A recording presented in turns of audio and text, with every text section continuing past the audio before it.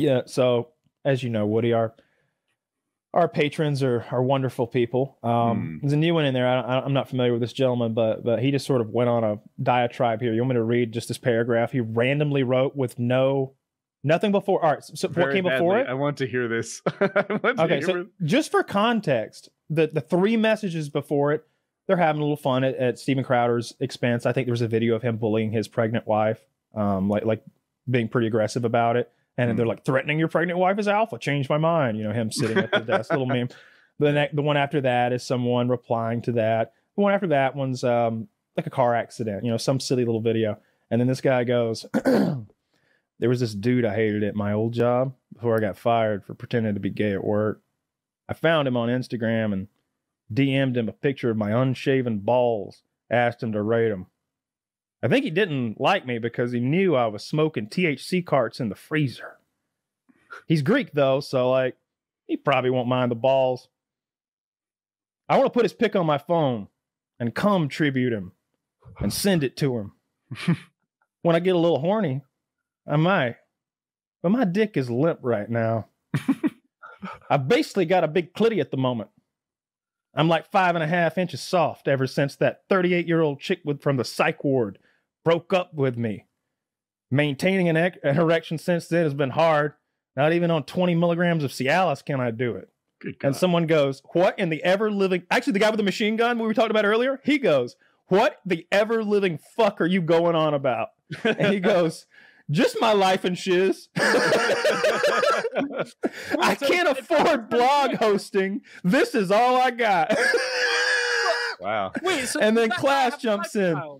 And Class says, I had a lifestyle before where he constantly had an erect penis.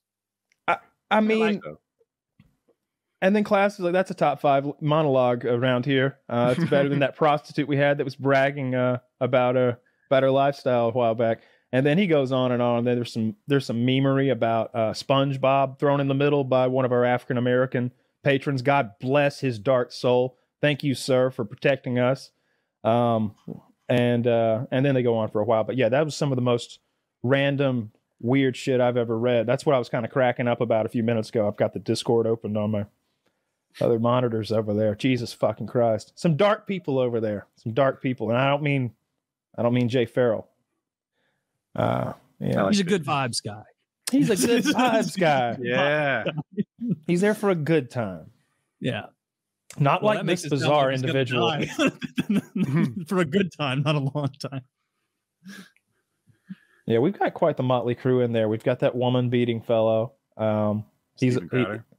The other one, the guy that popped his boss. Yes. He's a competent woman beater. He's so good. Undefeated. Yeah.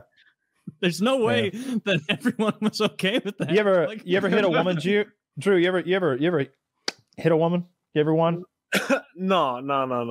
Let me frame it this way, Drew. When did you stop hitting women?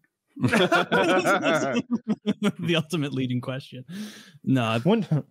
This associate of ours basically punched his lady boss for being overly rude to him one day, and somehow he got away with it. We think he's just on the run, and they're looking for him. I don't think he ever worked at that store.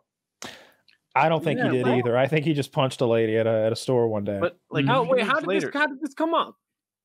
He was getting bullied at work by her, basically, he claims, and eventually he just lost it one day, and he hauled off and he hit her in the face as hard as he could and knocked her to the ground, and then quit the job, and that was that. And he told us this story, and we're all trying to find the part where he's not an awful person because we know him a little, and so it's just like, but no, but he should have. No, this is pretty awful. What you done? Was she built? Yeah. Was she a big lady? No, like 5'3", 61. Like 61. She was an older gal, like osteoporosis was probably kicked in a little. Paper elbow. Oh, that skin that tears. Yeah. Like Dead Sea Scrolls. Wait, she was one 51? goes down from a punch like a 72-year-old woman. Oh. You got no stick-to-itiveness in a fight. Pardon? Was it a boss or was it a colleague? I think it was a boss. His boss, apparently. Yeah, that was the his story. direct then boss. like he's fucked. He's definitely on the run. There's not because he didn't quit afterwards. He definitely just walked out afterwards and was like, "Sweet, I'm out." Like, sweet, Yeah. in the whip. Oh, he definitely did that. People imagining they scheduled an exit interview. Like, she's got a black eye.